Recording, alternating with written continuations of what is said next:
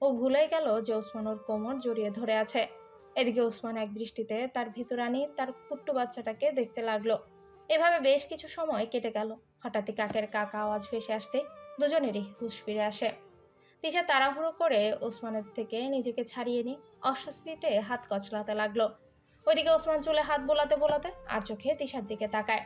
একটু পর ও জানলার দিকে তাকিয়ে বলতে লাগলো, রাতের বেলাতেও কাক কাকা করে?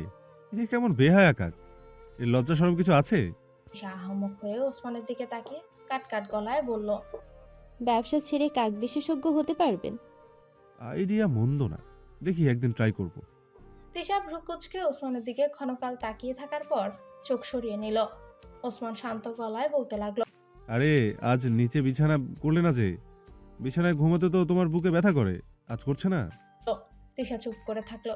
ও আর চোখে একবার জানলা দিয়ে বাইরে তাকালো। ওর ভীষণ ভয় করছে আজ নিচে কিভাবে ঘুমাবে, আবার বিছানাতেই বা ঘুমাবে কিভাবে। শেষ পর্যায়ে তৃষা অদ্ভুত একটা আবদার করে বসে।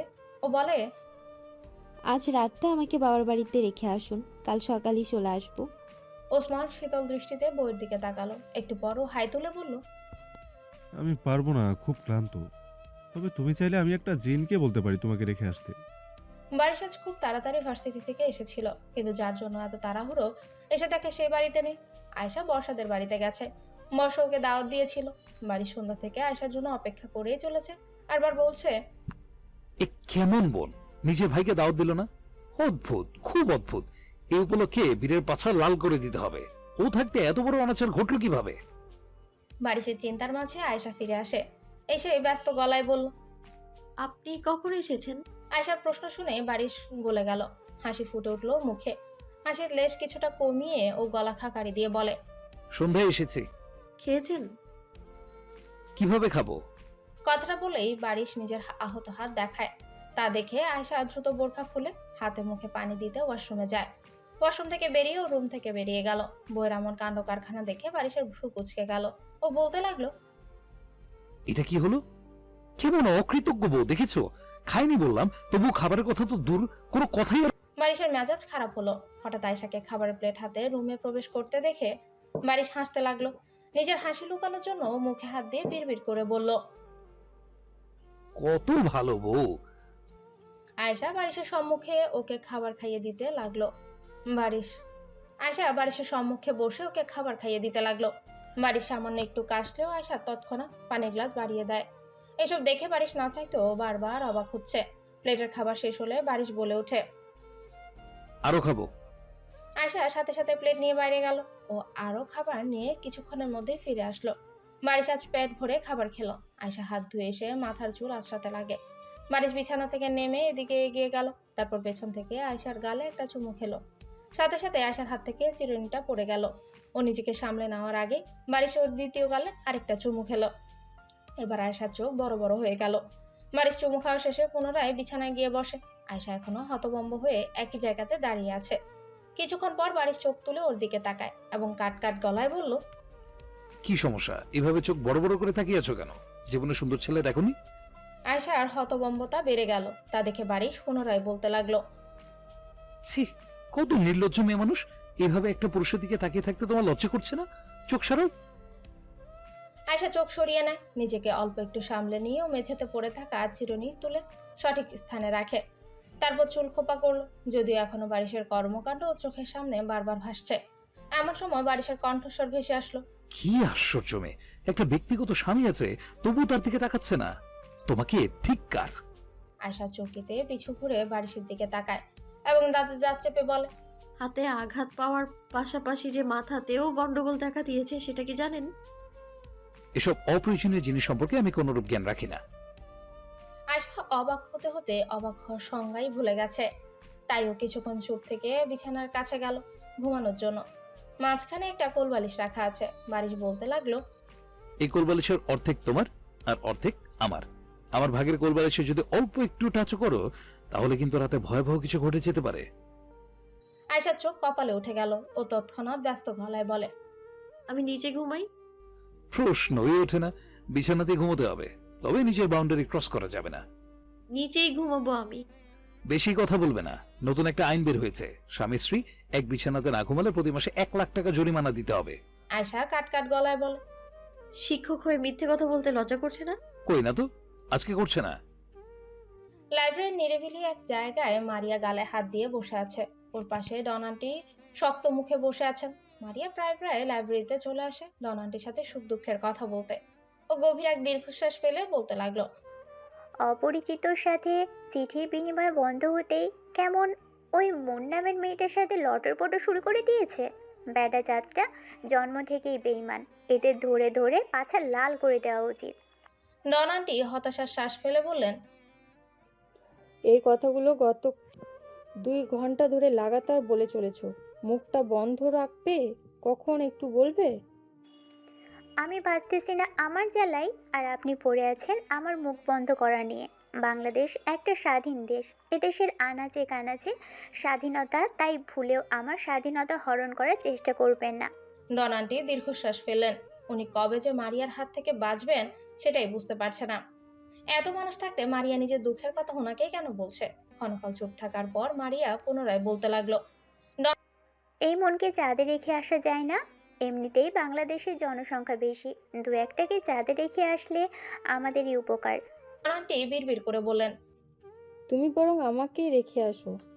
এত জ্বালার কথা আর হজম করতে পারছি না। মারিয়া ওনার কথাটা শুনে ফেলে। ও তৎক্ষণাৎ বলতে লাগলো। যা বুড়ো বেটি, আপনাকে চাঁদে রেখে আসলে চিঠির বিনিময় কার মাধ্যমে অব্যাহত রাখবো? যদিও চিঠি লেখা আপাতত বন্ধ আছে। ডন আন্টি ভ্রুকুচকে মারিয়ার দিকে তাকিয়ে থাকলো। বলল। এত তীক্ষ্ণ কান। মারিয়া ভাব নিয়ে বলে। হ্যাঁ, আসলে প্রতিদিন কান দুটো গরম পানি দিয়ে ধুই। পুড়ে যায় না কেন? পুড়ে গেলে খুশি হতেন? ডন আন্টি হতাশার শ্বাস ফেলে বলেন। অবশ্যই না। তুমি সুস্থ থাকো বাছা, তবে আমার থেকে দূরে থাকো। শেষের অংশটা মনে মনে বলায় মারিয়া শুনতে পেল না। তাই ও প্রথমের অংশটুকুর কথা ভেবে খুশিতে গদগদ হয়ে বলল। কি কিউট, আপনাকে আমি কোল্ড ড্রিঙ্কস খাওয়াবো। কোল্ড ড্রিঙ্কসের কথা শুনে একটা গুরুত্বপূর্ণ বিষয় মাথায় চলে আসলো। আমাকে বাথরুমে যেতে হবে। কথাটা বলে উনি দ্রুত পা ফেলে লাইব্রেরি থেকে বেরিয়ে গেলেন। মারিয়া ওনার গমন পথের দিকে তাকিয়ে মুখ ভেঙচি কেটে বলল। মুততে যাবেন বললেই হতো, এত ঢঙের আলাপ করার কি দরকার ছিল? ডন আন্টি ওয়াশরুমের ভেতর প্রবেশ করতেই যাবে এমন সময় আজিম ওনাকে পিছু ডেকে বলে। আরে ডন আন্টি থামুন। ডন আন্টির মাথায় আকাশ ভেঙে পড়লো। আজিমের তো ভার্সিটি লাইফ শেষ, তবু এসেছে, তার মানে নিশ্চিত ওনার সাথেই পেঁচাল পাড়তে এসেছে। উনি ঠিক যেমনটা ভাবলেন ঠিক তেমনটাই হলো। আজিম এগিয়ে এসে বলল। এখানে দেখা হয়ে ভালোই হলো, লাইব্রেরিতে আর যেতে হবে না, আপনার সাথে একটু সুখ দুঃখের আলাপ করতাম। এখন না। আজিম ওনাকে থামিয়ে দিয়ে বলল। কোনো বাহানা চলবে না, আমার সিরিয়াস অসুখ হয়ে গেছে। আমার অপরিচিতার রূপ ডাইনি মহিলা ইদানিং অনেক কিউট লাগে। যখন কাকের মতো কাকা করে তখনও কিউট লাগে, যখন কুত্তার মতো রেগে যায় তখনই কিউট লাগে। এসব হচ্ছে রে, হচ্ছে কি হচ্ছে ডন আন্টি মনে মনে বললেন। এটারই অভাব ছিল। দুটো মিলে আমাকে পাগল বানিয়ে ছাড়বে। এই দুটোর আগে আমাকে নিজ দায়িত্বে পাবনায় গিয়ে শিফট হতে হবে। আজিম ভ্রুকুচকে বলল। কথা বলছেন না কেন? আমার কঠিন ভয়ঙ্কর অসম্ভব সুন্দর হার্ট টাচিং ভালোবাসার কথা শুনে নিশ্চয়ই কথা বলার ভাষা হারিয়ে ফেলেছেন, তাই না? ডন আন্টি জোরপূর্বক হাসার চেষ্টা করে বললেন। না বাবা, আমি আসলে বর্ণমালা ভুলে গেছি, বাক্য সাজাতে পারছি না। আজিম হাসতে হাসতে বলল। আপনি দিন দিন কি যে দুষ্ট হচ্ছেন না। ডন আন্টির ওয়াশরুমে যাওয়া অতীব জরুরি, তাই উনি ব্যস্ত গলায় বললেন। পরে না হয় সেটা নিয়ে গবেষণা করা যাবে। এখন একটু বাথরুমে যাই। আজিম ভয়ানক অভিমানী গলায় বলতে লাগলো। আমার কথা শোনার চেয়ে আপনার বাথরুমে যাওয়া বেশি গুরুত্বপূর্ণ মনে হলো। বাথরুমে গিয়ে কি এমন মহান কাজ করবেন শুনি? অনবরত কানের কাছে কিছু কাটার শব্দ ক্ষণে ক্ষণে ভেসে আসছে। সেই শব্দ ধীরে ধীরে গানের তালের মতো মনে হতে লাগলো ডন আন্টির, কারণ উনি বেশ অন্যমনস্ক। ওনার থেকে খানিকটা দূরে বসে ওনার স্বামী সুপারি কাটছে। বউকে ওভাবে বসে থাকতে দেখে উনি গলা খাকারি দিয়ে বললেন। হ্যাঁ না। কোনো সারা শব্দ নেই। সাদ্দাম আলী আবারও বউকে ডাকলেন। এবারও কোনো সাড়া নেই। উনি অনেকবার বউকে ডাকার পরও কোনো জবাব পেলেন না। এমনকি বউকে সামান্য নড়তেও দেখলেন না। এতে করে সাদ্দাম আলী বেশ চিন্তিত হয়ে পড়েন। শেষে উনি বসা থেকে উঠে বউয়ের কাছে গিয়ে দাঁড়ায় এবং বউয়ের কাঁধে হাত রেখে বললেন। এই হ্যাঁ না, কি হয়েছে তোমার? ডন আন্টি চমকে ওঠেন এবং বলেন। আমাকে ডাকছো? তো কাকে ডাকবো? আর তুমি এত চমকে গেলে কেন? ডন আন্টি গালে হাত দিয়ে হতাশার শ্বাস ফেলে বলতে লাগলো, আসলে বাচ্চারা আমাকে ডন আন্টি বলে ডাকতে ডাকতে এখন আমার নামই ডন আন্টি বানিয়ে দিয়েছে। আমার তো মনেই ছিল না যে আমার নাম হেনা।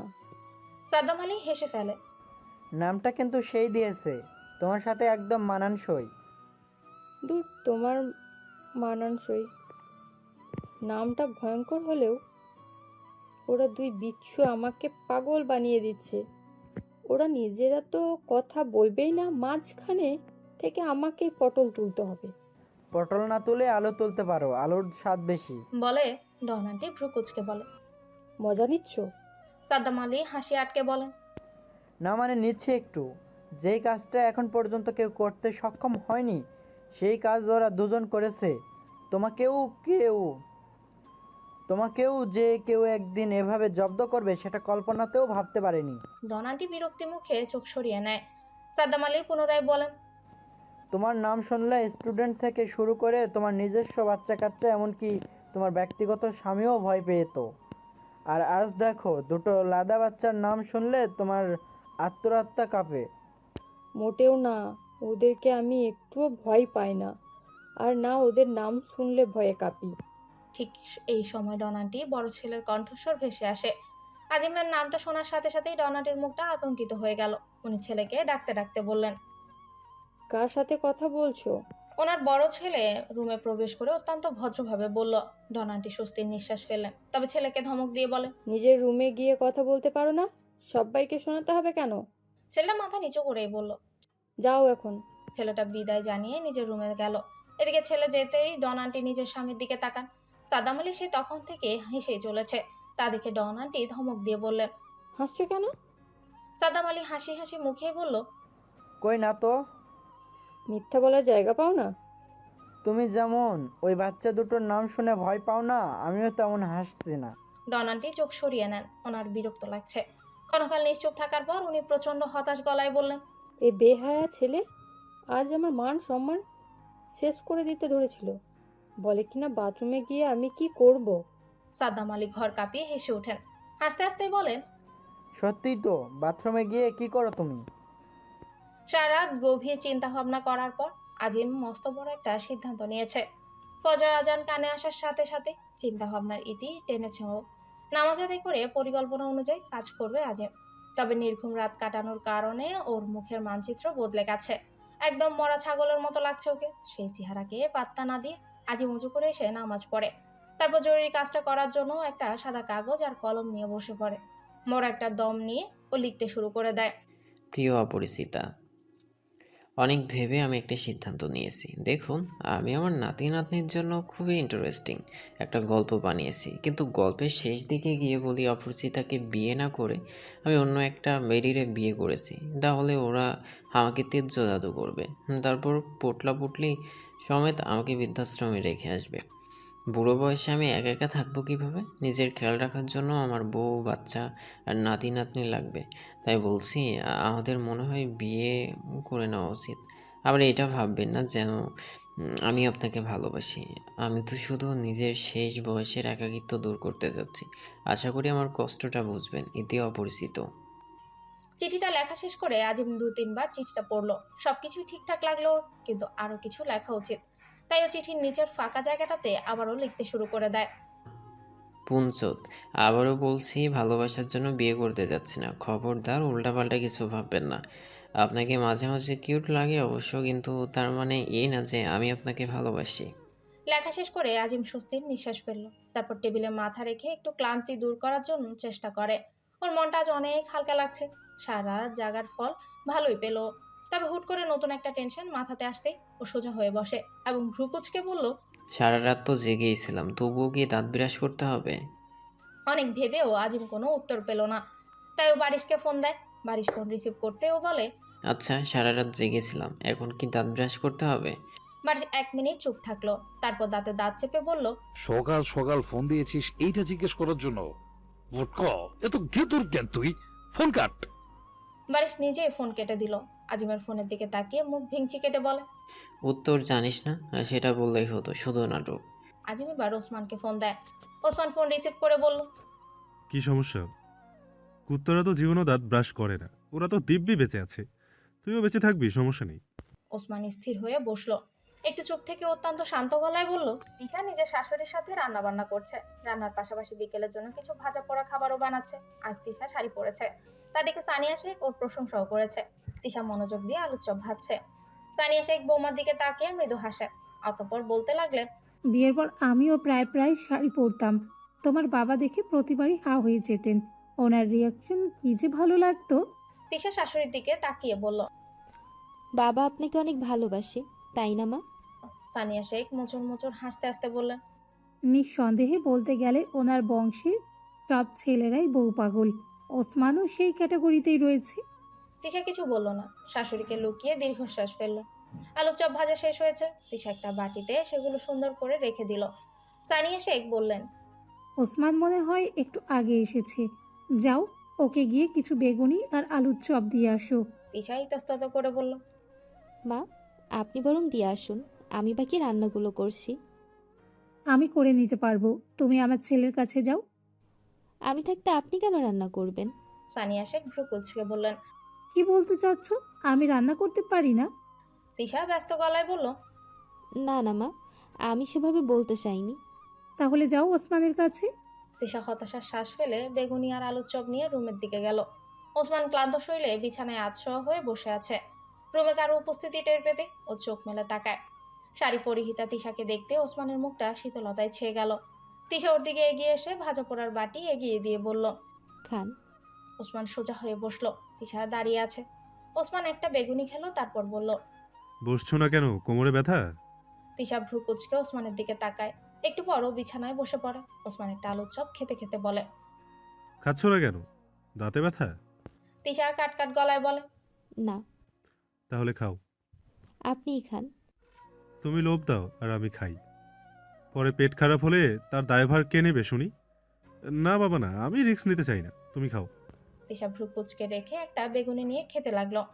দুজনে একে একে সবগুলো বেগুনি আর আলুর চপ খেয়ে নেয়। খাওয়া শেষ হলে ওসমান পানি খাওয়ার জন্য বিছানা থেকে নামতে ধরলে তিশা বলে ওঠে, আমি এনে দিচ্ছি। ওসমান বসে পড়ে আর হাসতে লাগলো। তিশা কয়েক কদম যাওয়ার পর শাড়ির সাথে উষ্টা খেয়ে মুখ থুবড়ে পড়ে ধরে। ওসমান দ্রুত গিয়ে আটকে দেয়, কিন্তু তিশার অবস্থা খারাপ হয়ে গেল, কারণ ওসমান শাড়ি ছাড়িয়ে ওর উন্মুক্ত পেটে হাত দিয়ে ওকে পড়া থেকে আটকেছে। ওসমান তিশাকে টেনে সোজা করায়, তবে নিজের হাত ওর পেট থেকে সরালো না। এদিকে তিশার যায় যায় অবস্থা, ওর ভয়ে গলা শুকিয়ে গেল। কিছুক্ষণ পরও ইতস্তত গলায় বলল, আপনার হাত?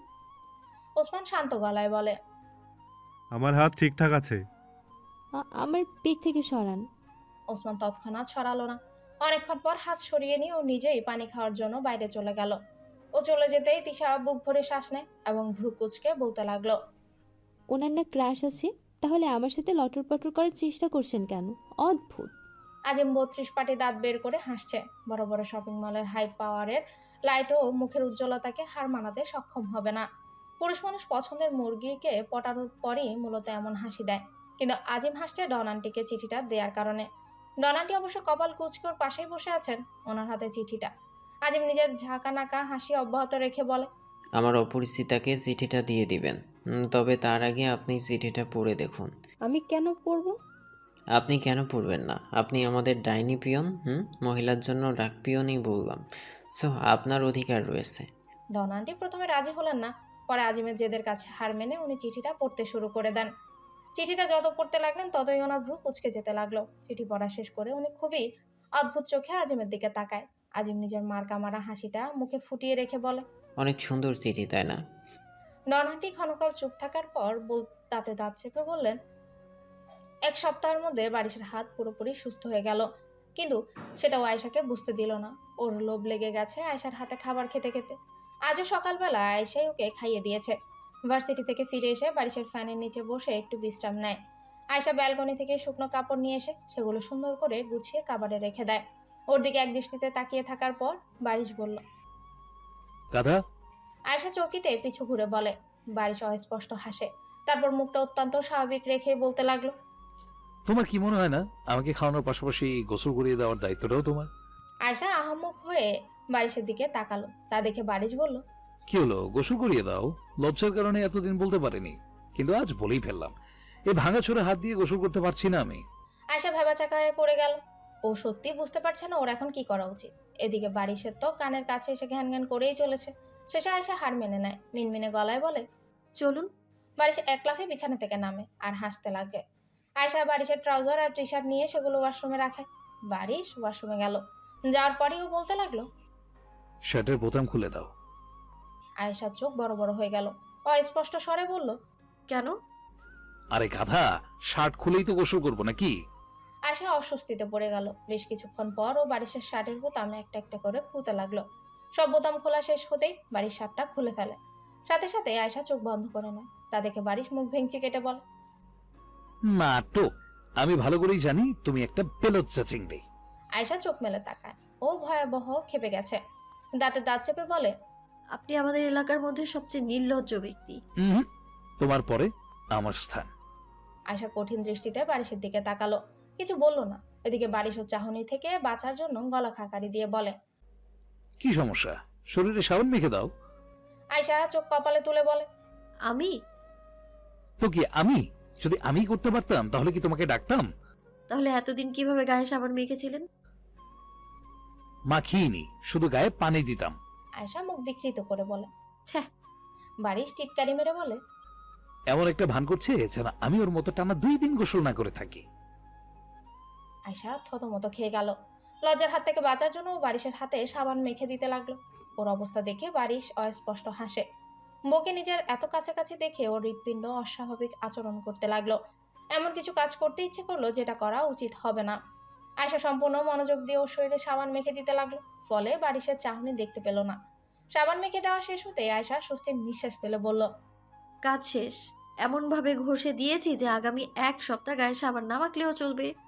আস্তে আস্তে কথাটা বলার পর সামনে তাকাতে আয়শা চুপসে গেল। বারিশ কু নজর দিয়ে ওর উপর তাকিয়ে আছে। আয়শা ব্যস্ত গলায় বলে। আমি যাচ্ছি এবার। বলে আয়শা যেতে ধরলে বারিশ ওর হাত টেনে ধরে। তারপর কোনো প্রকার পূর্ব প্রস্তুতি নেওয়ার সুযোগ না দিয়ে বারিশ আয়শার ঘাড়ে চুমু খেল। আয়শার সারা শরীর জমে গেল। বারিশ ওর ঘাট থেকে এখনো সরে আসেনি। শরীরে একটু শক্তি পেতে আয়শা ওকে মৃদু ধাক্কা দিয়ে ওয়াশরুম থেকে বেরিয়ে গেল। ভেজা শরীরে বারিশ ওখানে ঠায় দাঁড়িয়ে থাকলো। আয়শার গমন পথের দিকে তাকিয়ে হাসতে হাসতে বলল। এভাবে আর কত পালাবে? গাধাকে মানুষ বানিয়েই ছাড়বো আমি। কথাটা বলে মাথায় হাত বোলাতে ধরলে ওকে দেখতে পেল ওর হাতে ব্যান্ডেজ নেই, ওটা নিচে পড়ে গেছে। বারিশ নিজের হাতের দিকে তাকিয়ে দেখলো ওর হাতের ক্ষত একদম শুকিয়ে গেছে। হাত আর ব্যান্ডেজের দিকে তাকিয়ে বারিশ বলতে লাগলো। সর্বনাশ!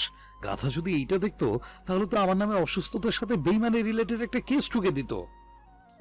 মারিয়া নিজের সাথে অনেক রকমের বোঝাপড়া শেষ করে অন্তিম মুহূর্তে নিজের বাবার অফিসে আসার সিদ্ধান্ত নেয়। ওর আসলে আজিমকে ভীষণ দেখতে ইচ্ছে করছে, যদিও এটা স্বীকার না করার ভান করে আছে। অফিসে পা ফেলে মারিয়া নিজেই নিজেকে শোনানোর জন্য বলতে লাগলো। আমি তো বাবার অফিস আর অফিসের কর্মচারীরা কেমন কাজ করছে সেটা দেখার জন্য এসেছি, অন্য কোনো কারণ নেই। নিজেকে সান্ত্বনা দেওয়ার পর মারিয়া বুক ভরে শ্বাস নিয়ে ভেতরে প্রবেশ করে। অফিস রুমে গিয়ে দেখে 2-1 কর্মচারী ব্যতীত আর কেউ নেই। মারিয়া হাত ঘড়ির দিকে তাকিয়ে সময় দেখলো, বুঝতে পারলো এখন লাঞ্চ টাইম চলছে। এত অপেক্ষা করার ধৈর্য ওর নেই, তাই ও ক্যান্টিনে গেল।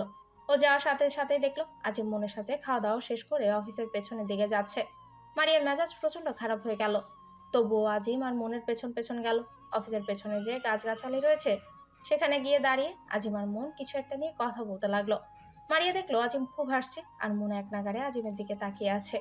এই দৃশ্য দেখতে মারিয়ার সারা শরীরে রাগে জ্বলে গেল। ওর মন চাইছে দুটোকে নিয়ে গিয়ে ছাদ থেকে ধাক্কা দিয়ে ফেলে দিতে।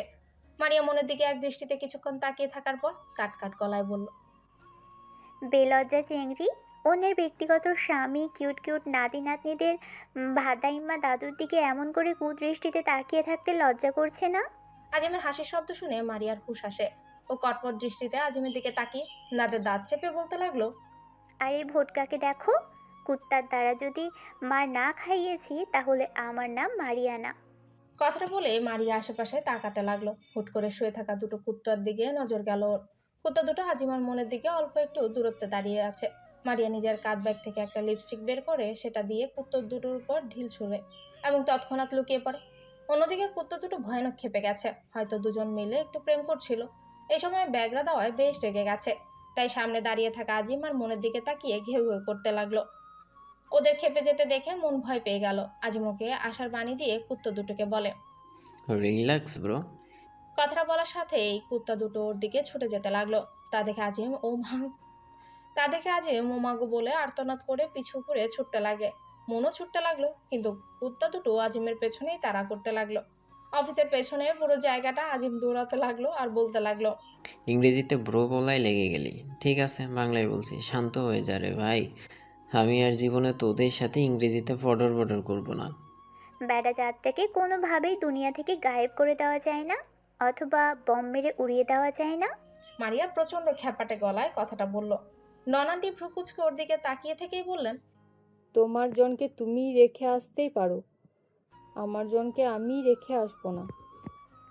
আপনি বুঝতে পারছেন না ডন আন্টি, ব্যাটা মানুষ খুবই বাটপার, ওদেরকে গুলি মেরে উড়িয়ে দেওয়া উচিত। ননান্টি হতাশার শ্বাস ফেলে বললেন। আবার কি করেছে তোমার অপরিচিত? মারিয়া নিজের মেজাজ ঠান্ডা করে স্থির হয়ে বসে, তারপর ঠোঁট উল্টে বলতে লাগলো, ওই মন মেয়েটার সাথে 32 পাটি দাঁত বের করে হেসেছে আর গল্প করেছে। হয়তো কোনো বিষয় নিয়ে কথা বলছিল। কেন বলবে? ওই মেয়ে চাহনি আমার সুবিধার লাগে না, টেরা চোখে তাকায় আমার ভোটকার দিকে। আচ্ছা, তোমরা বিয়ে করে নিচ্ছ না কেন? মারিয়া হুট করেই হাসতে লাগলো এবং লাজুক গলায় বলতে লাগলো, ধ্যাত, কি যে বলেন না, ওই ভোটকাকে আমি জীবনেও বিয়ে করব না। তাহলে অন্য মেয়ের সাথে আজিমকে দেখলে ক্ষেপে যাও কেন? মারিয়া দ্বিধা পড়ে গেল, তবুও গলা খাকারি দিয়ে বলল, মোটেও না। আপনি হয়তো জানেন না আমি সিঙ্গেল কমিটির সদস্য, তাই ছেলে মেয়েদের একসাথে দেখলে আমি সহ্য করতে পারি না। আমার সভাপতি তো বম মারার অনুমতি দিয়েছিল, কিন্তু আমি উদার মানুষ, তাই কুকুরের দৌড়ানি খাইয়েছি ওদের দুজনকে। ডনান্টি হতভম্ব হয়ে মারিয়ার দিকে তাকান। মারিয়া অত্যন্ত স্বাভাবিক। বেশ কিছুক্ষণ সময় লেগে গেল ওনার নিজেকে সামলে নিত। অতঃপর উনি আজিমের দেওয়া চিঠি বের করে মারিয়ার সামনে রেখে বলে, তোমার ভোটকা তোমাকে চিঠি দিয়েছে। মারিয়া হা হয়ে গেল। ও একবার ডনান্টির দিকে তাকায়, তো একবার চিঠির দিকে তাকালো। তারপর হুট করে চিঠিটা নিয়ে লাফিয়ে উঠল এবং ডনান্টিকে জোরে সরে একটা চুমু দিল। ডনান্টিকে সর্বোচ্চ অবাক করে দেওয়ার পর মারিয়া চিঠি নিয়ে নাচতে নাচতে লাইব্রেরি থেকে বেরিয়ে গেল। ডনান্টি এখনো হতভম্ব হয়ে বসে আছেন। একটা মেয়ে চলে আসলে উনি স্বাভাবিক হন।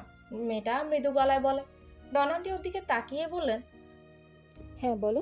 ডনান্টির চেহারা, চাহনি আর কণ্ঠ শোনার সাথে সাথে মেয়েটা মৃদু চিৎকার দিয়ে জ্ঞান হারিয়ে ফেলল। ডনান্টি চরম লেভেলের হতভম্ব পর্যায়ে চলে গেলেন। একটু বরুণই কাটকাট গলায় বললেন, এদিকে এরা যারা আমাকে দেখলে ভয়ে জ্ঞান হারায়, আর অন্যদিকে ওরা যারা আমাকে আতঙ্কিত করে। কি অদ্ভুত দুনিয়া। আয়শা পুরো দুপুরের সময়টা বারিশের সামনে যায়নি, ফলে দুপুরের খাবারটাও খাইয়ে দেয়নি। সকলকে লুকিয়ে আয়শা নিজের রুমের জানলার পাশের গাছের ডালটাতে বসেছিল। ওর মারাত্মক শরম করছিল, তাই গাছের ডালে আশ্রয় নিতে হয়েছে ওকে। সন্ধ্যার আগে আগে আয়শা শ্বশুরবাড়িতে ফিরে গেল। নামাজ আর রান্না বান্না আছে, তাই ওকে ফিরতেই হলো। তবে বারিশের কাছাকাছি গেল না। মামুন হক আর বিলকিস বেগম সন্ধ্যার পরপরই রাতের খাবার খেয়ে নিজেদের রুমে চলে যান। আয়শা এখনো খায়নি। ও চুপচাপ ড্রয়িং রুমে দাঁড়িয়ে আছে। এমন সময় বারিশ পেছন থেকে বলে ওঠে, আল্লাহ আল্লাহ, হে কেমন মহিলা, একজন রোগী মানুষকে দুপুর থেকে খেতে দিচ্ছে না। আয়শা জোরে জোরে শ্বাস নিয়ে নিজেকে সামলালো। তারপর পিছু ঘুরে ভ্রুকুচকে বলল, আপনি দুপুরে খাবার খেয়েছেন, তাও আবার 2 প্লেট। বিরামায় সব বলেছে। বারিশ থতমত খেয়ে গেল। ও বিড়বিড় করে বলল, এই বীরের বাচ্চার পাছা লাল করা এখন সময়ের ব্যাপার মাত্র। আয়শার কথায় ওর হুঁশ ফিরে এলো। আসুন, খাবার খাবেন। আয়শা প্লেটে খাবার বাড়তে লাগে। বারিশ হাসতে হাসতে ওর দিকে এগিয়ে যেতে লাগলো। এমন সময় হুট করে ওর ব্যান্ডেজ খুলে মেঝেতে পড়ে গেল। বারিশের চোখ কপালে উঠে গেল। ও দ্রুত ব্যান্ডেজ তুলে হাত বেঁধে ফেলে। আয়শা পিছু না ঘুরেই বলে, ওখানে দাঁড়িয়ে দাঁড়িয়ে কি ষড়যন্ত্র করছেন? ব্যান্ডেজ বাঁধা শেষ। বারিশ বইয়ের দিকে এগিয়ে যেতে যেতে বলল, আমাকে কি তোমার মতো ডাইনি ভাবো নাকি? আয়শা কটমট দৃষ্টিতে ওর দিকে তাকালো। বাড়ির সেই চাহনিকে পাত্তা না দিয়ে চেয়ারে গিয়ে বসে পড়ে এবং বলে, খাইয়ে দাও। আয়শা কঠিন মুখে বারিশকে খাবার খাইয়ে দিতে লাগলো। পানি খাওয়ার সময় হলে বারিশ নিজেই গ্লাসে করে পানি খেলো। একটা বিষয় খেয়াল হতে আয়শা ভ্রুকুচকে বলে, 1 মিনিট, আপনার না ডান হাতে আঘাত, তাহলে বাম হাতে ব্যান্ডেজ কেন? বারিশের চোখ কপালে উঠে গেল। থতমত খেয়ে গেল সে। তবে উপরে সেটা বুঝতে না দিয়ে গলা খাকারি দিয়ে বলল, পুরোটা দিন মারিয়া চিঠি পড়ার সময় কিংবা সুযোগ কোনোটাই পায়নি। বারবার কেউ না কেউ এসে ওর প্রাইভেসি নষ্ট করেছে। অবশ্য বাঙালি পরিবারের প্রাইভেসি জিনিসটা খুঁজেই পাওয়া যায় না। ওয়াশরুমে যেতে হলেও পারমিশন নিয়ে যেতে হয়। অবশেষে মারিয়া একটু সময় পেল। রাত 10টা বাজে। ওর টেবিল ল্যাম্প জ্বালিয়ে চিঠিটা টেবিলের উপর রাখে। তারপর চিঠির ভাঁজ খুলে পড়তেই যাব। এমন সময় একটা কাক এসে ওর জানলায় কাকা করতে লাগলো। মারিয়া বিরক্তিতে উচ্চারণ করে বলে। শালা কাউয়া, তোরই অভাব ছিল। মারিয়া বসা থেকে উঠে জানলা খুলে কাকটাকে উদ্দেশ্য করে বলে। নিজের বাড়ি যা, বাড়ি গিয়ে নিজের সংসার সামলা, নয়তো জঙ্গল থেকে তোকে তাড়িয়ে দিব। কাকটা তৎক্ষণাৎ গেল না। মারিয়া হাত দিয়ে তাড়াতে লাগলে কাকটা চলে যায়। জানালা পুনরায় বন্ধ করে মারিয়া পূর্বের জায়গায় গিয়ে বসে এবং অবশেষে চিঠিটা পড়তে লাগলো। চিঠিটা পড়ার সময় ওর মুখে অটোমেটিক হাসি ফুটে উঠল। চিঠি পড়ার পর ওর মুখ ঢেকে নিজের লজ্জা কমানোর চেষ্টা করে। একটু পরও আবারও চিঠিটা পড়ে। শুধু একবার না, বেশ কয়েকবারই পড়লো চিঠিটা। চিঠি পড়া শেষ করে ও এবার একটা রঙিন কাগজ বের করলো। তারপর নিজের সবচেয়ে পছন্দের কলমটা বের করে ফিরতি চিঠি লিখতে শুরু করে দেয়। প্রিয় অপরিচিত, আপনার কথা আমি বুঝতে পেরেছি। আমার মনে হয় আপনার প্রস্তাবটা খারাপ না। বিয়েটা মনে হয় করে নেওয়াই উচিত। তবে একটা কথা কান খুলে শুনে রাখুন, আপনার মতো ভোটকাকে আমি ভালোবাসি না। আমি শুধু আপনার নাতি নাতনিকে নিয়ে একটু চিন্তিত। কে জানে ওদের ভাগ্যে কেমন দাদি জোটে। এত টেনশন থেকে বাঁচার একমাত্র উপায় হচ্ছে নিজে ওদের দাদি হয়ে যাওয়া। তবে হ্যাঁ, আপনার নাতি নাতনিদের পক্ষ থেকে আপনার নামে একটা অভিযোগ এসেছে। আপনি নাকি অন্য একটা মেয়ের সাথে চিপকে থাকার চেষ্টা করছেন।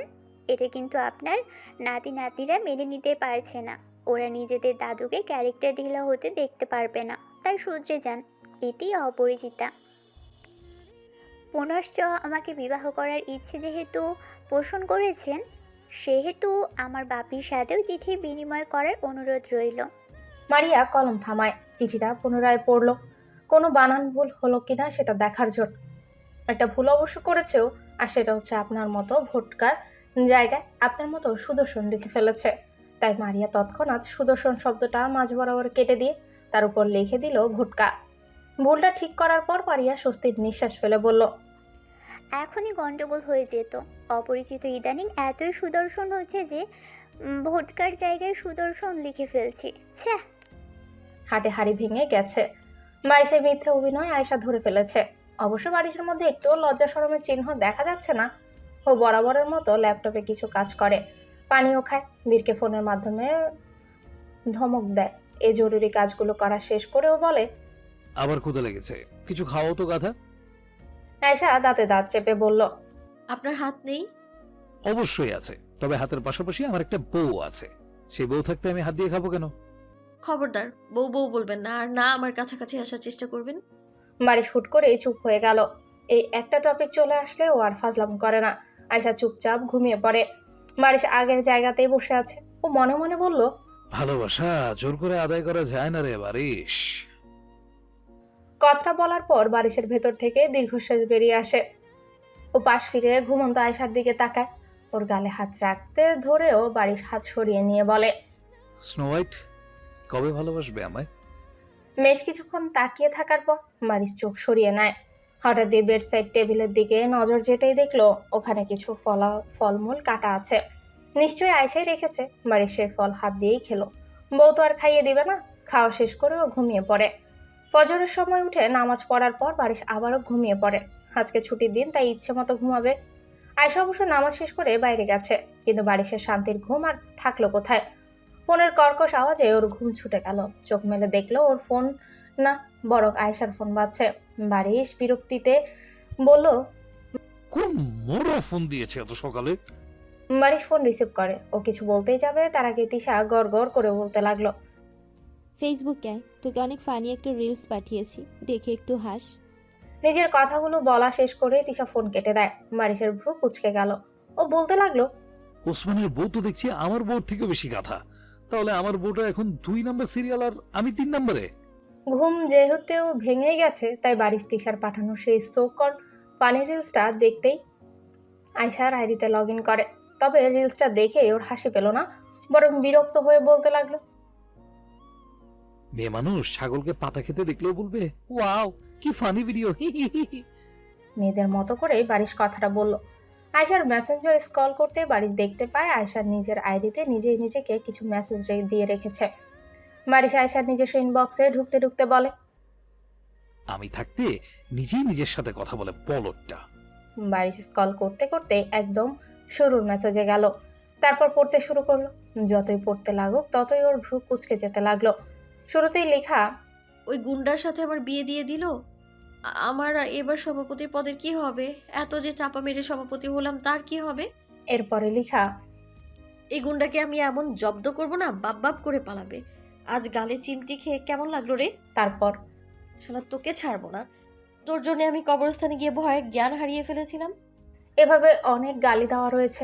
বারিশের ভ্রু কুঁচকে আছে সেসব পড়ার ফলে। কিন্তু একটু পরের মেসেজটা দেখে ওর চোখ বড় বড় হয়ে গেল। ওখানে লেখা, ওই গুন্ডাকে আমার এত ভালো লাগছে কেন? আল্লাহ, এটা তো একদম ঠিক হচ্ছে না। উনি তো আমাকে সহ্যই করতে পারেন না। বারিশ তারিখটা ভালো করে দেখলো। এটা অনেক আগের মেসেজ। তখনই আয়েশার প্রতি কোনোরূপ ফিলিংস ছিল না বারিশের। তাই ও হতভম্ব গলায় বলল। গাধাই প্রথমে প্রেমে পড়েছিল।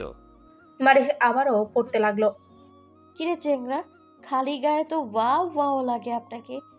ঘুম থেকে ওঠার পর জোস লাগে। তখন তো যখন তখন ক্রাশ খেয়ে যাচ্ছি। আমার এবার কি হবে? সিঙ্গেল কমিটির সভাপতি হয়ে আমি এসব কি রকম অনাচার চালিয়ে যাচ্ছি? বারিশ লজ্জায় বাদরের মতো লাল হয়ে গেল। মেসেজটা ও 2-3 বার পড়লো। তারপরও পরের মেসেজ পড়তে লাগলো। আপনি খুবই খারাপ। আপনি আমাকে যা নয় তাই বলে অপমান করেন, কষ্ট দেন। আমি আর আপনাকে ভালোবাসবো না। আপনি গোল্লায় যান, আমাকে কাঁদিয়ে ভালো করলেন না আপনি একদমই। বারিশ কপাল কুঁচকে বলল, আমি এবার কি করেছিলাম? হায় আল্লাহ, এই দিনের পর থেকে কি ও আমাকে আর ভালোবাসে না? বারিশ নিজের চিন্তাকে ঝেড়ে ফেলল। পরের বেশ কয়েকটা মেসেজে শুধু বারিশের নামে অভিযোগ লেখা। হুট করে অন্যরকম একটা মেসেজ। এটা ঠিক না। আপনাকে তো আমি ঘৃণা করতে পারছি না। তার উপর আজকে জিনের ভয়ে আপনার কোলে চড়ার পর আরও পারছি না। আমার ভালোবাসা তো কমছেই না, বরং বেড়েই যাচ্ছে। তবে আপনাকে সেটা বুঝতে দিব না আমি, বেয়াদব চ্যাংরা। বারিশ মুচুর মুচুর হাসতে লাগলো। কোলে চড়ার দৃশ্যটা মনে পড়লে ওর নিজেরও লজ্জায় মাটির সাথে মিশে যেতে ইচ্ছে করে। লজ্জা পাওয়া বাদ দিয়ে বারিশ পরের মেসেজ পড়লো। মাম্মা গো, তোমার জামাই, মেয়ে জামাই খারাপ হয়ে গেছে। আমার দিকে কুদৃষ্টি আর কুহাত দিচ্ছে। এর চাহনি একদমই ভালো ঠেকছে না। মনে হয় ভালো টালো বাসে।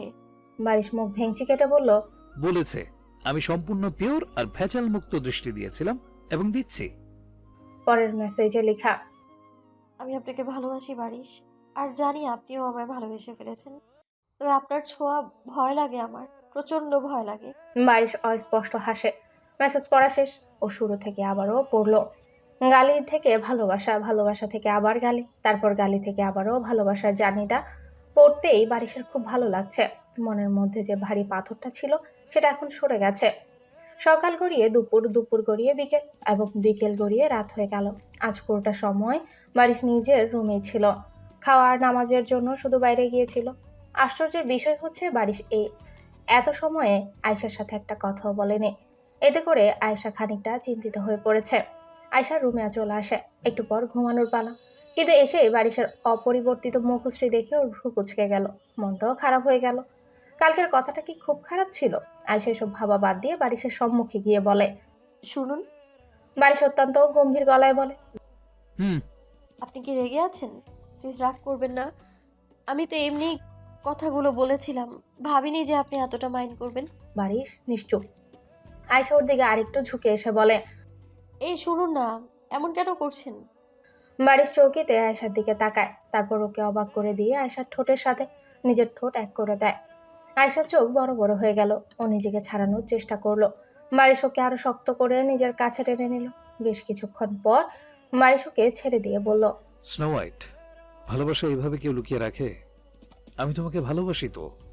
বলে বারিশ আবার ওকে চুমু খেতে লাগলো। অনেক সময় অতিবাহিত হওয়ার পর বারিশ ব্যস্ত গলায় বলল, আজ ভালোবাসতে দাও স্নো হোয়াইট, প্লিজ। তিশা বিছানায় বসে মোবাইল চালায়। রিলস দেখতে ভালোই লাগছে ওর। একটা রিলস ওর আয়েশার ইনবক্সে দেয়। কিন্তু একটা জিনিস খেয়াল হতে ওর ভ্রু কুঁচকে গেল। নাদে দাঁত চেপে বলল, এই অসম্মানিত সভাপতি আমার মেসেজ সিন করে রেখে দিয়েছে। এত সাহস ওর! তিশা খেপে গেছে। ও আয়েশার ফোনে ফোন লাগায়। বেশ কয়েকবার ফোন দেয় কিন্তু রিসিভ হচ্ছে না। এতে করে তিশা কাট কাট গলায় বলল, শালা আমার ফোন রিসিভ করছে না। বারিশ ভাইয়ার কাছে তোর নামে জঘন্য জঘন্য অভিযোগ করব, দেখে নিস। তিশার শান্তি লাগছে না। তাই ও আয়েশার ভাই মানে ওসমানকে ফোন দেয়। ওসমান অবশ্য দ্রুতই রিসিভ করে।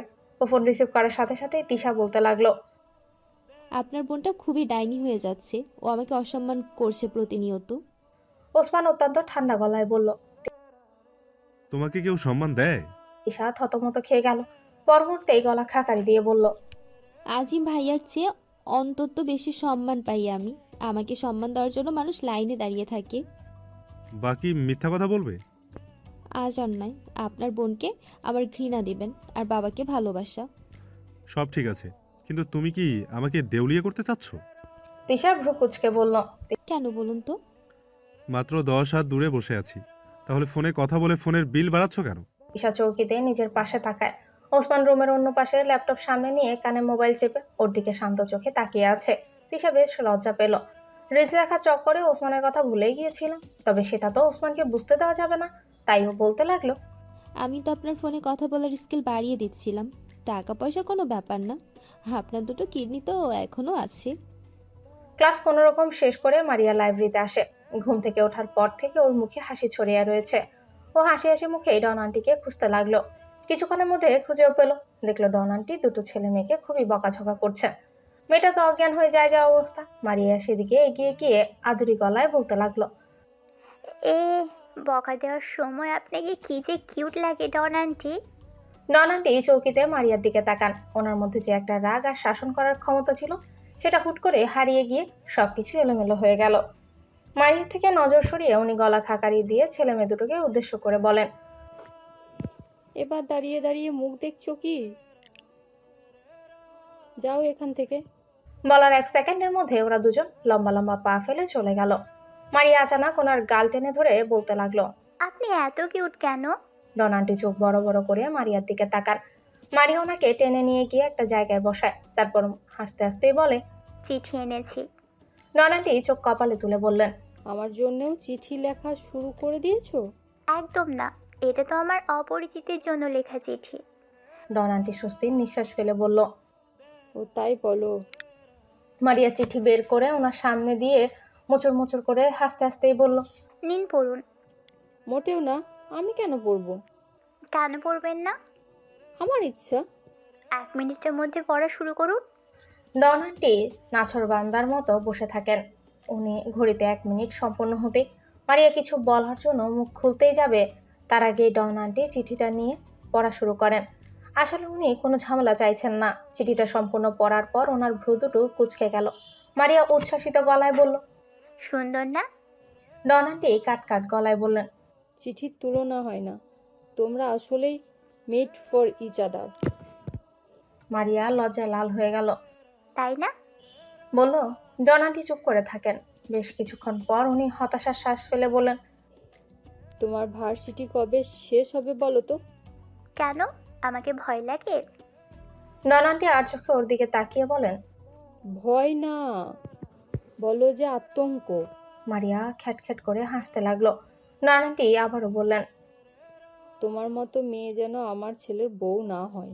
মারিয়া হাসি বাদ দিয়ে ভাব নিয়ে বলল, ওই ভোটকার নাতি নাতনিকে নিয়ে টেনশন না থাকলে আমি আপনার ছেলেকেই লাইন মারতাম।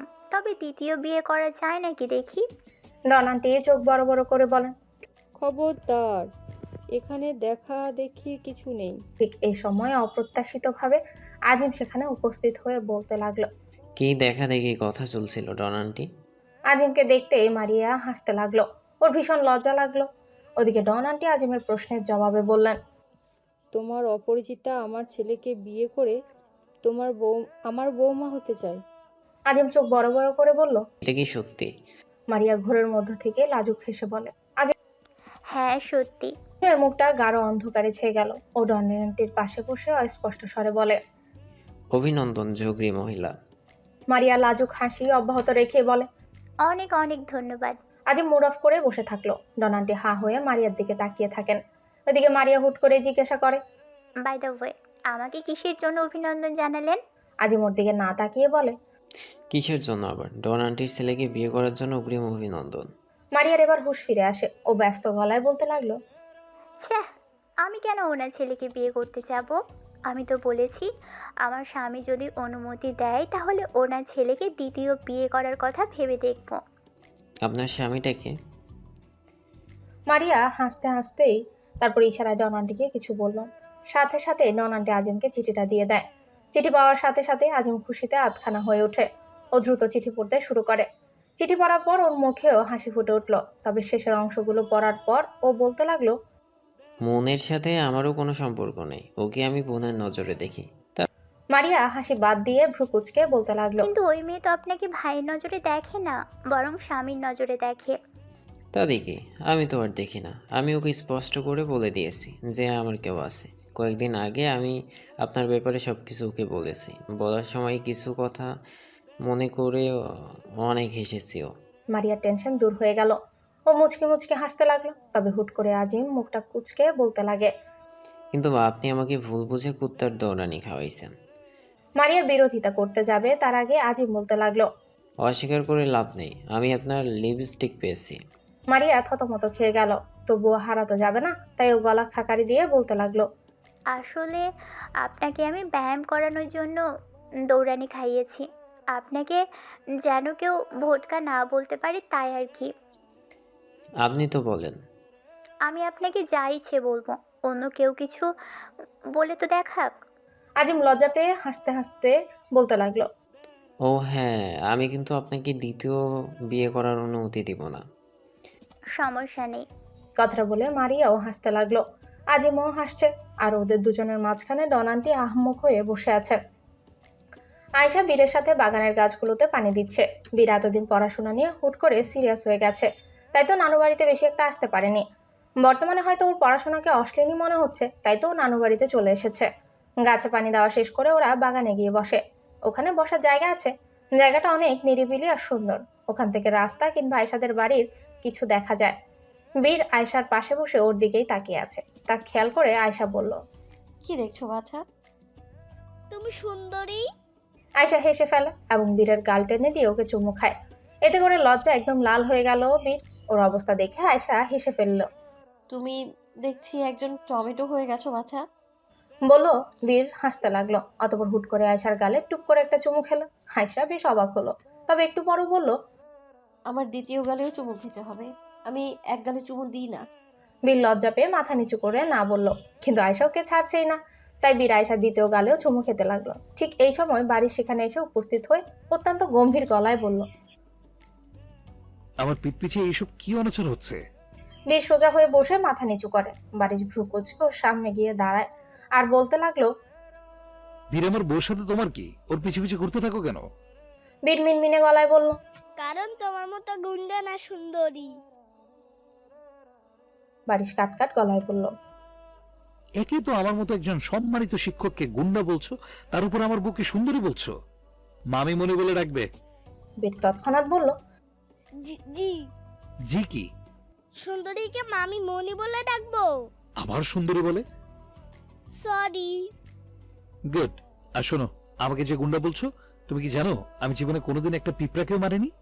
আয়শা আর বীর চৌকিতে ওর দিকে সরু চোখে তাকালো। তা দেখে বারিশ থতমত খেয়ে গেল এবং বলতে লাগলো, না, মানে টুকটাক মানুষকে মেরেছি অবশ্য, কিন্তু সত্যি বলছি কোনো পিঁপড়াকে মারেনি। আয়শা আর বীর হাই তুলল। বারিশ বীরকে সরিয়ে দিয়ে আয়শার পাশে ঘেসে বসে। এতে করে বীর কপট রাগ দেখিয়ে বলল, আমাকে সরিয়ে দিলে কেন? ভাগ্য ভালো যে সরিয়ে দিয়েছে, পচা লাল করে দিনি। মামু তুমি পচা। হ্যাঁ পচা। এখন নিজের নানুর কাছে যাও, নয়তো এবার সত্যি সত্যি পাছা লাল করে দেব। বীর ঠোঁট উল্টে বাড়ির ভেতরে যেতে লাগে।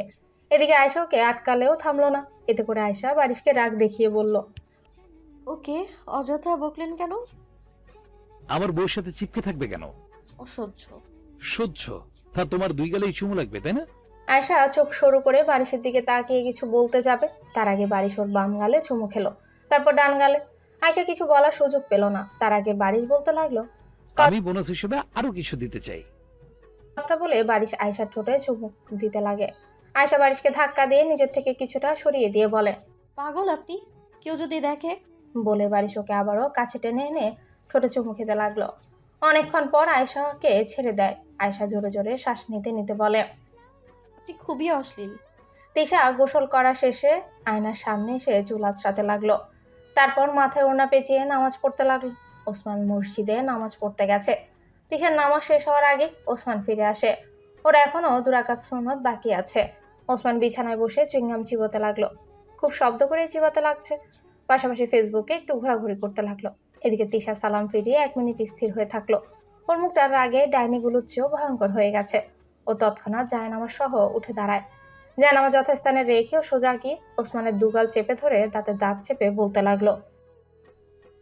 হোয়াট ইউর সমস্যা? ওসমান হতভম্ব হয়ে গেছে। তিশা গাল চেপে ধরায় ও কথাও বলতে পারছে না, তবু বহু কষ্টে বলতে লাগলো। সেন্টেন্স ভুল হয়েছে। তিশা আরো জোরে ওর গাল চেপে ধরে বলে। এত শব্দ করছিলেন কেন? আপনার চুইংগাম খাওয়ার চ্যাক চ্যাক শব্দ শুনে আমার নামাজে গন্ডগোল হচ্ছিল। ওসমান অস্পষ্ট স্বরে বলে। ছেড়ে না দিলে প্রশ্নের উত্তর দিব কিভাবে? তিশা ওকে ছেড়ে দেয়, তবে এখনো রাগে গজগজ করছে। ওসমান বড় একটা শ্বাস নিয়ে বলতে লাগলো। কেমন নামাজি তুমি? নামাজ শেষ করে স্বামীর গাল চেপে ধরেছো। ছ্যা।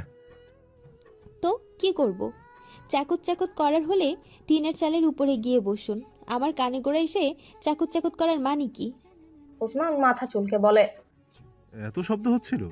আমি তো ভেবেছিলাম পরিবেশ বেশ নীরব, তোমার নামাজ পড়তে সুবিধা হচ্ছে। আপনি আর সুবিধা দুটো বিপরীতমুখী জিনিস। বেয়াদব চ্যাংরা কোথাকার। ওসমান শীতল দৃষ্টিতে বইয়ের দিকে তাকালো। পর মুহূর্তেও দুটো চুইংগাম বের করে তিশার দিকে বাড়িয়ে দিয়ে বলে। ধরো, খেয়ে মাথা ঠান্ডা করো।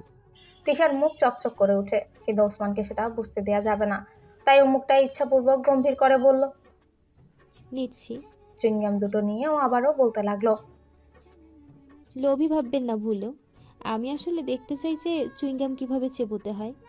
কথাটা বলেই তিশা বুলেট ট্রেনের গতিতে চুইংগামের প্যাকেট ছিঁড়ে সেটা মুখে পড়ে। তারপর ধীরে ধীরে চিবোতে লাগলো, কিন্তু মজা লাগতে ধরায় ও ওসমানের অস্বস্তি ভুলে গিয়ে তারপর ধীরে ধীরে চিবোতে লাগলো, কিন্তু মজা লাগায় ও ওসমানের অস্তিত্ব ভুলে গিয়ে মনের সুখে চুইংগাম চিবোতে লাগে। ওসমান আহাম্মক হয়ে বইয়ের দিকে তাকিয়ে থাকে, অথবা শীতল দৃষ্টিতে অন্যদিকে তাকিয়ে বিড়বিড় করে বলল। এটা নাকি নিঃশব্দ খাওয়া। এর চ্যাকত চ্যাকত শব্দ শুনে তো মনে হচ্ছে কোনো ডাইনি আমার হাড্ডি কামড়ে কামড়ে খাচ্ছে। কিছুক্ষণ পড়াশোনা, কিছুক্ষণ টুকটাক কাজ করা শেষে তিশা রুমে আসে। ওসমান ব্যালকনিতে রয়েছে, ওর কণ্ঠ শুনতে পাচ্ছে তিশা। ওসমানের থেকে নজর সরিয়েও ফোনটা হাতে নেয়। একটু ফেসবুকিং করা যাক। ফেসবুকে ঢুকে বিভিন্ন ভিডিও আর পোস্ট দেখেও হাসতে লাগলো। ওসমান গলা উঁচিয়ে বলে। আমার কিডনি বেচে দেওয়ার পরিকল্পনা সফল হয়ে গেছে নাকি? এত হাসছো কেন? তিশা ভ্রু কুঁচকে ওর কথা শুনলো, অতঃপর গলাটা উঁচু করে বলল। হ্যাঁ, ঠিক ভেবেছেন। কথাটা বলে তিশা আবারও ভিডিও দেখতে লাগলো। হুট করে ওর কানে ওসমানের কিছু কথা চলে আসে। প্রথমে ভেবেছিল ওকে হয়তো কিছু বলেছে, কিন্তু না, ওসমান ফোনে কারোর সাথে কথা বলছে। তিশা ভিডিওর ভলিউম কমিয়ে সেদিকে কান খাড়া করে।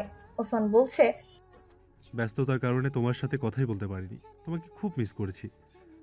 বিপরীত পাশে কিছু বলা হলো, তা শুনে ওসমান বলতে লাগলো। তুমি আমার ছোটবেলার ক্রাশ। এই সামান্য কথাটা তুমি বারবার ভুলে যাও কেন? তোমার জায়গা কেউ কেড়ে নিতে পারবে না। তিশার বুকটা কেমন ব্যথা করতে লাগলো। ও বুকে হাত চেপে ধরে জোরে জোরে নিঃশ্বাস নেওয়ার চেষ্টা করে। কিছুক্ষণ পর ওসমান আরো কিছু কথা ভেসে আসে। আম্মুর সাথে একবার দেখা করতে এসো তো, তোমার কথা বারবার বলছিল। তুমি তো আমাকে ভুলেই গেছো, একটু এসে দেখা করা যায় না? তিশা সহ্য করতে পারছে না, ও ফোন হাতে রুম থেকে বেরিয়ে গেল। গেস্ট রুমে গিয়ে চুপচাপ বসে কিছুক্ষণ জোরে জোরে শ্বাস নিল। বারবার ইচ্ছাপূর্বক ভিডিও অপশনে গিয়ে ভিডিও দেখতে লাগলো, কিন্তু ওর কোনো অনুভূতি আসছে না, শুধু বুকের ব্যথাটাই অনুভব করতে পারছে। তবুও জোর করে হাসতে লাগলো। কিছুক্ষণ হাসলো তিশা, কিন্তু হুট করে হু হু করে কেঁদে ফেললো। খুব করে কাঁদতে লাগলো। কাঁদতে কাঁদতেই বলল। আমি ভেবেছিলাম আমি ঠিকই আপনার ভালোবাসা জয় করে নিতে পারবো, কিন্তু না, আমি ভুল ছিলাম। জোর করে ভালোবাসা আদায় করা যায় না। আমি আপনার ভালোবাসা পেলাম না ওসমান। তিশা হাঁটুতে মুখ গুজে কাঁদতে লাগলো। ওর কান্নার আজ বাঁধ ভেঙেছে, থামতেই চাইছে না, বরং সময়ের সাথে সাথে বেড়েই চলেছে। একটু পরও কম্পিত গলায় বলতে লাগলো।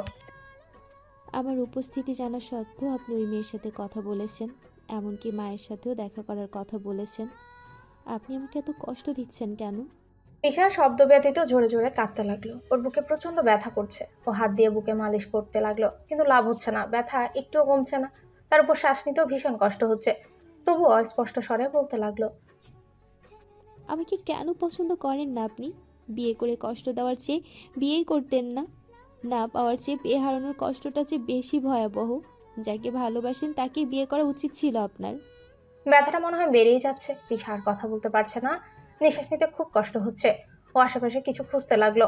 একটা পলিথিন ব্যাগ চোখে পড়ে ওর। ও বিছানা থেকে কোনো মতে নেমে দেয়াল ধরে হাঁটতে লাগলো। বহু কষ্টে নির্দিষ্ট জায়গায় গিয়ে পৌঁছায় সে। পলিথিন ব্যাগটা নিয়ে সে ব্যাগের ভেতর জোরে জোরে নিঃশ্বাস ছাড়তে লাগলো। এভাবে বেশ কয়েকবার করার পর ওর নিঃশ্বাস স্বাভাবিক হতে শুরু করে, কিন্তু মানসিক চাপটা বেশি হয়ে যাওয়ায় ওর মাথা ঘুরে নিচে পড়ে গেল। ওর ফোনটা অধরে অবহেলায় পড়ে থাকলো, আর অজ্ঞান হয়ে পড়ে থাকলো সে মেঝেতে। অফিস টাইম শেষে আজিম নিজের বসের সাথে একটা কফি শপে এসেছে। মোহাম্মদ আলী কফিতে চুমুক দিতে দিতে বললেন, তা কি এমন কথা ছিল যার জন্য আমাকে এখানে নিয়ে আসলে? আজিম গলা খাকারি দেয়, বুক ভরে শ্বাস নিয়েও বলতে লাগলো, খুব গুরুত্বপূর্ণ একটা কথা ছিল, মনোযোগ দিয়ে শোনার অনুরোধ করছি। হ্যাঁ, শুনছি। আজিম অস্থিরতায় ছটফট করতে লাগলো। কিভাবে যে কথাটা বলবে সেটাও বুঝতে পারছে না, তবুও মাথা নিচু করে গড়গড় করে বলল, আমি আপনার মেয়েকে বিয়ে করতে চাই। শুনছান নীরবতা। আজিমের জোরে জোরে নিঃশ্বাস নেওয়ার শব্দ আর মোহাম্মদ আলীর কফিতে চুমুক দেওয়ার শব্দই শুধু তালে তালে কানে এসে বাজছে। পাক্কা 5 মিনিটের নীরবতার পর মোহাম্মদ আলী রুমাল দিয়ে মুখ মোছার পর বললেন, তুমি একজন আদর্শবান ম্যানেজার, তোমার জন্য অফিসের অনেক উন্নতি হয়েছে, তাই তোমার এত বড় একটা দুঃসাহস দেখানোর পরেও তোমাকে মাফ করে দিলাম। আজিম চৌকিতে মাথা তুলে তাকায়। ও ব্যস্ত গলায় বলতে লাগলো, কিন্তু স্যার, আমি মারিয়াকে ভালো। খবরদার আমার মেয়ের নাম নিজের মুখে আনবে না। তোমার সাহস দেখে আমি অবাক হয়ে যাচ্ছি। আপনার মেয়েকে আমি ভালোবাসি স্যার। শাট আপ, নিজের অবস্থান আর যোগ্যতা দেখে তবেই কিছু পাওয়ার আকাঙ্ক্ষা করা উচিত। ভুলে যাচ্ছ কেন? তুমি আমার অফিসের সামান্য একজন কর্মচারী মাত্র। আপনার মেয়েকে আমি কোনো দুঃখ দিব না, ওকে সর্বোচ্চ সুখে রাখবো আমি। একবার সুযোগ দিয়ে দেখুন। এটা কি অফিসের কোনো কাজ যে সুযোগ দিব? আর মেয়ের জীবন নিয়ে আমি ছেলে খেলা করবো? আর একবার যদি এই টপিকের কথা বলছো তাহলে তোমাকে চাকরিচ্যুত করতে বাধ্য হব। আজিম অনুরোধের স্বরে বলেন। স্যার, একটাবার ভেবে দেখুন, আমি আর মারিয়া। মোহাম্মদ আলী শব্দ করে বসা থেকে উঠে বললেন, তুমি নিজের কাজে অত্যন্ত দক্ষ, তাই এতে স্পর্ধা দেখানোর পরে মাফ করে দিলাম, কিন্তু ছোটলোকই করার চেষ্টা করবে না। আজিম অনেক অনুরোধ করতে লাগলো, কিন্তু উনি কোনো কথাই শুনলেন না। শেষে মোহাম্মদ আলী পুরো কফি শপের সামনে বলে ওঠেন, বসের মেয়েকে ফাঁসানোর শিক্ষা কি তোমার পরিবার থেকে পেয়েছো? বাবা শিখিয়ে দিয়েছে নাকি মা শিখিয়ে দিয়েছে? আজিম একদম স্তব্ধ হয়ে গেল। ও আর একটাও কথা বলল না। মোহাম্মদ আলীর আগে গজগজ করতে করতে কফি শপ থেকে বেরিয়ে যান। আজিম এখনো পূর্বের জায়গায় দাঁড়িয়ে আছে। কফি শপের সবাই কেমন বাঁকা চোখে ওর দিকে তাকিয়ে আছে। আজিম সেসব সাহনি সহ্য করতে পারছে না, তাই ও দ্রুত পায়ে হেঁটে কফি শপ থেকে বেরিয়ে গেল। রাত 11টা বাজে। রাস্তায় মানুষজন খুব একটা নেই, যা আছে সব যানবাহন বাহন। আজিম ক্লান্ত পায়ে ফুটপাত দিয়ে হাঁটতে লাগলো। কিছু দূর যাওয়ার পর ও একটা জায়গায় বসে পড়ে।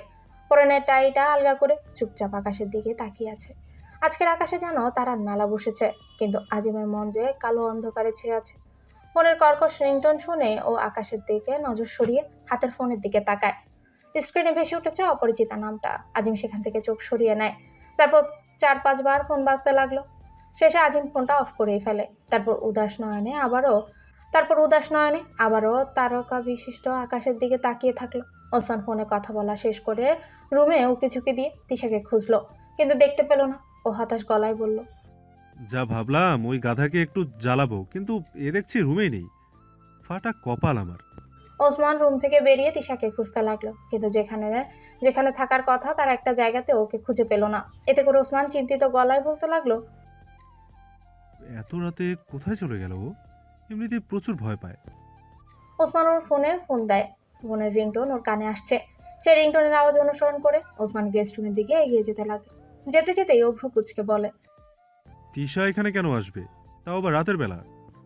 ওসমান এসব ভাবতে ভাবতে রুমের ভেতরে গিয়ে প্রবেশ করে। শুরুতেই চোখে পড়লো বিছানার উপর পড়ে থাকা ফোনটা। একটু চোখ ঘোরাতে ওসমান অন্তরাত্মা কেঁপে উঠলো। ও দৌড়ে গিয়ে বলতে লাগলো, তিশা।